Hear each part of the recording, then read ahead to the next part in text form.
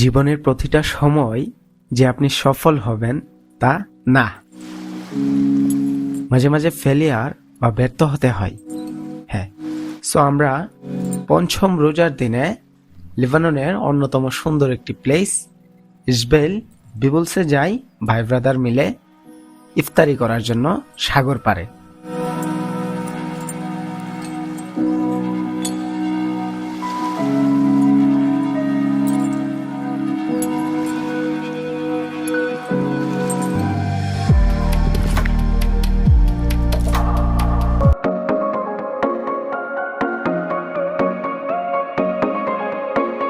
ফেরদৌসের বাসার পাশেই ছিল একটি সুপারমার্কেট।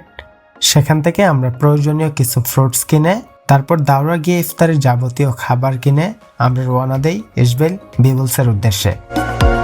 এখন আমরা রয়েছে লেবাননের অন্যতম সুন্দর একটি প্লেস ইসবেল বিবলস।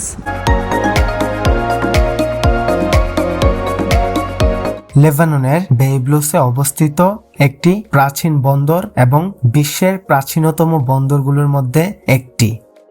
খ্রিস্টপূর্ব 6500 অব্দে একটি সাধারণ মাছ ধরার গ্রাম হিসেবে যা শুরু হয়েছিল তার সমৃদ্ধ ইতিহাসের সাথে একটি সমৃদ্ধ শহরে পরিণত হয়েছিল। খ্রিস্টপূর্ব 3000 অব্দের দিকে বাইবলুস বন্দর ছিল পূর্ব ভূমধ্যসাগরের সবচেয়ে গুরুত্বপূর্ণ কাঠ পরিবহন কেন্দ্র। ফিনিশিয়ানরা তাদের স্থানীয় ওয়াইন, লেবাননের সিডার এবং অন্যান্য কাঠ প্রাচীন মিশরের ফারাওদের কাছে সমাধি নির্মাণ এবং জাহাজ নির্মাণে ব্যবহারের জন্য পাঠাতেন।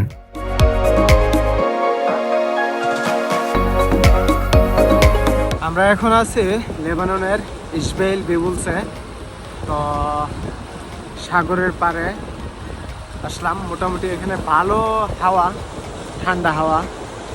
আর ওয়েদারের অবস্থা মানে আমরা যখন বাসা থেকে বের হয়েছি তখন একেবারেই রোদ ছিল, কিন্তু এখন হালকা মেঘাচ্ছন্ন হয়ে গেছে আকাশ।